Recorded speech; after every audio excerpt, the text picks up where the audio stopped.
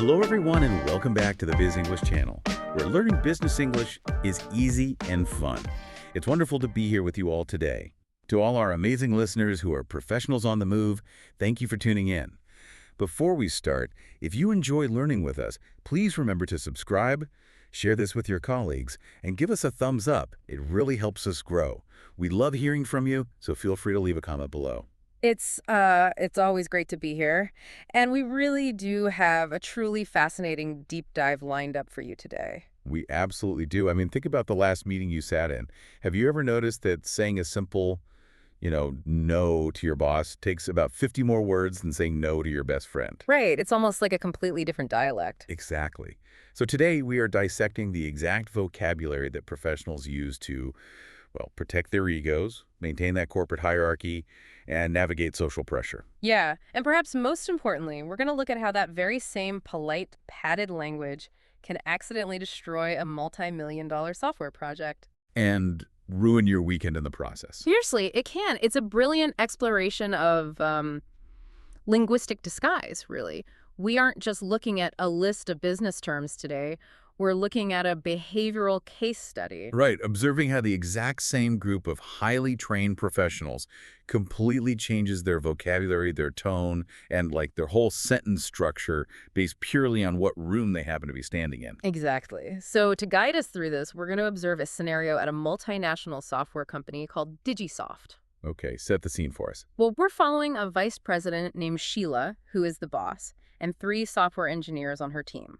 That's Walt, George, and Bruce. Got it. Sheila, Walt, George, and Bruce. Right. And our story begins in a really high-stakes environment where every single syllable is just, weighed and measured. We are in the formal boardroom. Oh, the classic boardroom setting. Yeah, they're having a critical meeting about the deadline for a massive new software release or launch. Which is always a tense topic. That room is basically a crucible. It really is. The tension in a room like this is palpable. I mean, Sheila is the chairperson. She holds the structural power. Right. And because she holds the power, she controls the flow of the conversation. But you really have to pay close attention to the exact mechanism she uses to extract opinions from her team. Because it isn't casual at all, is it? No, not at all. It's highly formal, highly structured, and uses very specific verbal signaling. Yeah, the signaling is what caught my eye immediately in the source material. Yeah. Sometimes her signal is incredibly short. Oh, wow. She will literally just use a person's name with a rising intonation. She looks across the table and just says, Walt. Right, and let's pause and unpack the psychology of that single word. It's a lot loaded into one syllable. It is. In a casual setting, saying someone's name with an upward inflection might just mean did you hear me? Or are you there? Exactly. But in the context of a boardroom, with the vice president speaking, that single upward inflection is a formal command to take the floor. Wow, yeah, it's a verbal spotlight. Suddenly the entire room is looking at Walt. It's a massive amount of pressure, and when she isn't using that single word spotlight, she uses these longer, distinctly formal inquiries. Right, she says things like, what's your reaction to that, Bruce? Or, go ahead, George, what would you like to add? And the source highlights several other variations of this, right? She might say, how do you feel about that, Cecilia? Or, could you please share your thoughts on that fare? Or even, what's your view on this, Richard? And, Tony, what's your feelings on the 8th? Exactly. Notice the architecture of those phrases. They are all variations on a theme, and you'll hear them in boardrooms all over the world. They sound so official. Because they are. They're formal markers that dictate the rules of engagement. They basically tell the room, we are now operating on the official record. Right. Everything is being noted. But what is truly revealing is how the employees, the engineers, protect themselves when responding to these prompts. Oh, this is where the linguistic padding comes in, which is my favorite part. It's fascinating. So, Sheila asks Walt for his timeline on the software testing. Does Walt just say, we will test in April? Definitely not. No. He takes a breath and says, I tend to feel that we should probably be able to start testing the product in April. Let's really put that sentence under a microscope, because it is an absolute masterpiece of corporate self-defense. It really is. I tend to feel that we should probably be able to, he has stacked qualifier on top of qualifier there. It's incredible. Tend means it's not an absolute certainty. Right. Feel means he's framing it as an emotion or an intuition rather than hard data. And then probably gives him yet another escape hatch. He's leaving all the back doors open. Exactly. It's like using all these extra words is wrapping his actual opinion in layers and layers of verbal bubble wrap before handing it across the table to his boss. I love that. Verbal bubble wrap. He wants to make sure the opinion doesn't break and that it doesn't hurt anyone when they catch it. That bubble wrap metaphor is perfect. Yeah. But let's look at the engine driving it. Like, why do we do this? Yeah, is it just about being polite? Not entirely. When Walt is speaking, yes, he is speaking to his boss, but he is also intensely aware of his peers in the room. Oh, right. George and Bruce are sitting right there. Exactly. He might be completely unsure if George and Bruce agree with him. So, by hedging his bets with, "I tend to feel," he avoids looking foolish if someone immediately proves him wrong. That makes a lot of sense. And then Bruce jumps in to support Walt. Yeah. But Bruce doesn't just say, "I agree." No, he says, well, from my point of view, that sounds about right. Which brings up a huge question for me. I mean, is this bubble wrap purely about respecting the hierarchy and avoiding embarrassment? Or is there a functional, like, cognitive reason we stretch our sentences out like this? Oh, there is absolutely a cognitive function to it. Think about the physical reality of being put on the spot by a vice president. Sweaty palms, racing heart. Exactly. Your heart rate spikes. Your brain is suddenly racing to calculate the social, technical, and political ramifications of whatever you're about to say. So you need a second to catch up. Precisely. Using a long, drawn-out phrase like, well, from my point of view, buys your brain critical milliseconds. It's a buffer. It is a cognitive buffer. Giving yourself time to think before committing to a hard technical answer is basically a survival tactic in a high-pressure meeting. Wow. So padding your sentences actually buys you time to formulate your thought without leaving just, dead silence in the air. Right, because silence in a boardroom feels like an eternity. It really does. And that makes total sense when you actually agree with your boss or your colleagues. Yeah. It's easy to nod and use your buffer words to say, that sounds about right. Sure, agreeing is the easy part. But let's flip the script. How does this language shift when you have to deliver bad news? Like news that completely contradicts what the guy next to you just said. Oh, man. This is the ultimate stress test for boardroom language. And this is exactly the position the third engineer, George, finds himself in. Right, because George knows something the others are ignoring. Exactly. George has a massive problem. He knows for a fact that Walt's timeline testing in April and launching in May is mathematically and technically impossible. Wait, really? Why? Because they are dealing with major unresolved bugs in the software's update engine. Oh boy. So George has to interrupt this lovely, polite flow where everyone is just nodding and agreeing with the boss. He has to jump in and stop the train. But wait until you hear how he does it. He doesn't bang his fist on the table or yell. He says, "Excuse me, may I come in here? I wonder if I could say something." Well, it seems to me that May is much, much too early. It's an absolute masterclass in careful disagreement. It's so delicate. Let's break down the mechanics of what George is doing there. First, he asks permission to enter the conversation. May I come in here? Right. Then he asks permission to speak. I wonder if I could say something. And then he softens his actual technical objection with, "It seems to me." And the source gives us a few other careful phrases too, right? Yeah. Like, I have the impression that, or don't you think that that's a little early? Or even, I tend to feel it's a bit too early to start. Okay, I have to push back on this though, because looking at this from the outside, the sheer volume of words George uses just to say, no, you guys are wrong, is wild. It is a lot of words. It's fascinating that I wonder if I could say something isn't actually a question about his ability to speak. It's a verbal shield. Absolutely. But if the building is on fire, you don't ask for permission to yell fire. You don't say, I wonder if I could say something, but it seems to me the curtains are ablaze. That's a great point. How does using such indirect, padded language actually help a team resolve major software bugs? Doesn't it just obscure the urgency? That is the exact paradox of corporate communication.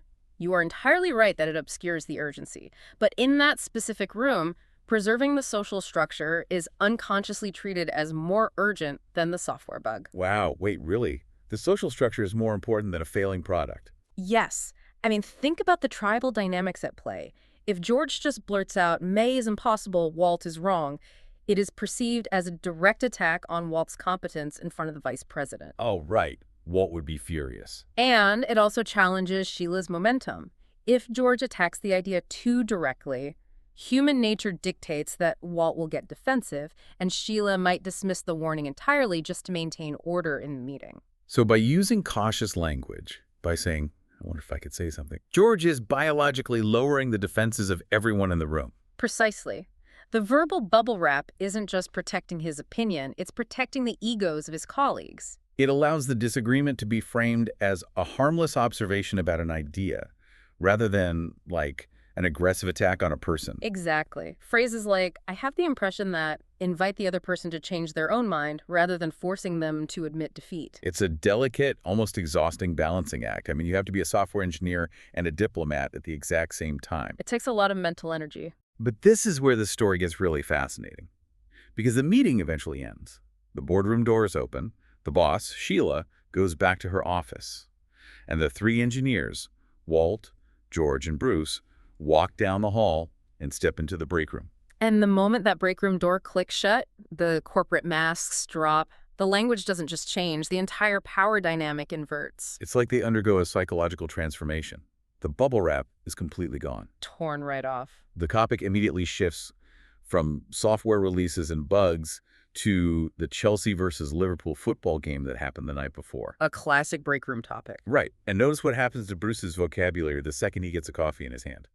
He doesn't look at Walt and say, gentlemen, what is your reaction to the match? No, he addresses them as guys, and he just asks, what did you think? Or how about you? Just boom, right to the point. The word guys is a classic informal marker, and it does heavy lifting here. It instantly establishes an equal footing. Because there is no chairperson in the break room. Right. No one is holding the verbal spotlight. And because the hierarchy is gone, the responses are totally unfiltered. Walt immediately shoots back at Bruce. You always have to rub it in, don't you, Bruce? Rub it in. That is such a vivid idiom. I love that one. It is, and it's a very physical metaphor.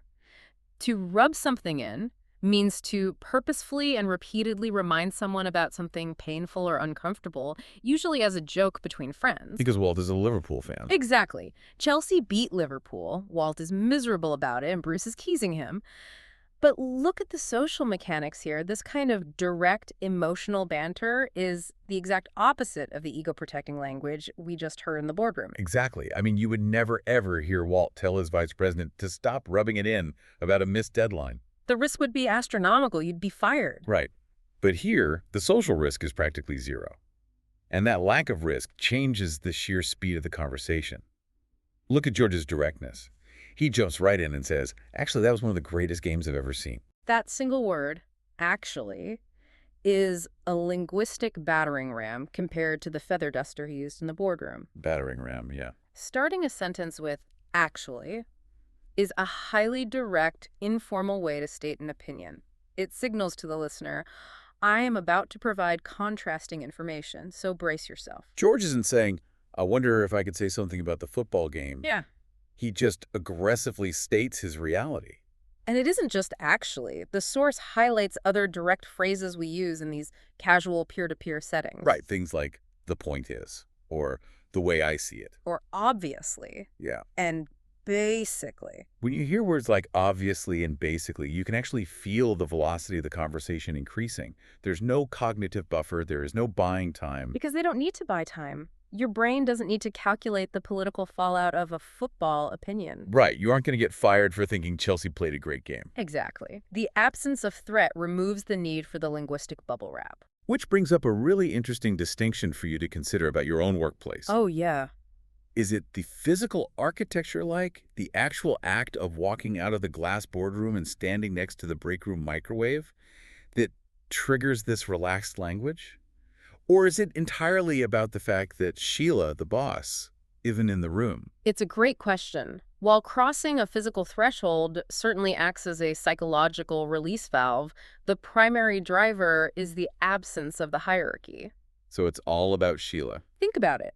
If Sheila walked into that break room to grab a bottle of water, even if they were still talking about football, you would instantly hear the language stiffen up again. Oh, 100%. People would stand a little straighter. The bubble wrap is deployed based on the power dynamics of the human beings present, not the furniture in the room. The boss is the gravity that bends the language. I love that. It's very true. But, you know, if we stop the story here, we might walk away thinking that the formal boardroom and the informal break room are two completely separate universes. Like they are hermetically sealed off from one another. But they aren't. No, they aren't. And this is where the story of DigiSoft becomes incredibly poignant and honestly a little bit tragic for our three engineers. Yes, because the is crashing down. Tell us what happens. Well, George has a final warning for Walt and Bruce as they stand around drinking their coffee. He points out a glaring, unavoidable issue. Because Walt and Bruce kept using their polite, agreeable language to tell the boss they could finish the product by May, the entire team is about to suffer a massive penalty. George reminds them, in completely unfiltered English, what they just committed to in formal English. Exactly. He's basically like, you guys told Sheila the May deadline sounded about right, but you know we have massive bugs in the update engine. And George uses a brilliant, really evocative idiom to describe their impending doom. He looks at them and says they are all going to be burning the midnight oil. Burning the midnight oil. Yeah, it means working late into the night, night after night. They are going to be working grueling overtime to meet a deadline that they only agreed to because they were trying to be socially polite in front of the boss. Ouch. And George points out the ultimate painful irony. Because they will be trapped in the office burning the midnight oil, none of them will have any time to watch football games anymore. Oh, that is brutal. It's like Walt and Bruce wrote a check in formal English that their informal selves now have to cash. That is a brilliant way to put it. They took out a loan on their personal time. They bought themselves social comfort and harmony in that 30-minute boardroom meeting. But the price they're going to pay is their evenings, their weekends, and their sanity. Talk about linguistic debt. Exactly. It's a massive amount of linguistic debt. And it really highlights the profound danger of letting verbal bubble wrap obscure reality. I mean, a formal, careful language is an incredible tool. It is excellent for maintaining peace, showing respect, and keeping a meeting running smoothly. But when that polite padding prevents the accurate communication of a critical operational threat, like a massive software bug that will derail a launch, it ceases to be polite. It becomes a massive business liability. And George tried to warn them in the meeting. He really did. He did his best. But even his warning was so suffocated by polite padding, saying, it seems to me that May is much, much too early, that it simply didn't register with enough force to stop the train from leaving the station. And that is the trap right there. They succeeded in being perfectly polite business English speakers, but they failed completely as engineers trying to ship a working product. Wow. It really makes you rethink every single meeting you've ever sat through. You start wondering, how many hours of my life have I lost because someone was too polite to say no directly? You know, I'm thinking about it now. So as we pull all these threads together, what is the core takeaway for you as you navigate your own career? Yeah, what's the lesson here? What this exploration reveals is that mastering workplace vocabulary isn't just about, memorizing a list of phrases. It's fundamentally about reading the room. It's about understanding the hidden power dynamics and knowing the actual cost of your words. Reading the room is everything. It is. Formal situations require you to be a tactician. You have to use language to buy time, to soften disagreements, and to protect the hierarchy so that your ideas can actually be heard without triggering defensive egos. Right. But informal situations require authenticity and directness. The most effective professionals, the ones who truly thrive, are the ones who can seamlessly transition between these two modes of speaking depending on who is in the room without losing the truth of their message in the process. You have to know how to wrap the package without destroying what's inside it. Beautifully said. And that brings us to the close of our deep dive into the fascinating and sometimes treacherous language of the boardroom versus the break room. But before you take out your earbuds and head into your next meeting, I want to leave you with a final thought to mull over. I love these final thoughts. So we just spent this entire time unpacking how Walt, George, and Bruce used incredibly careful language to navigate the corporate hierarchy. They were polite.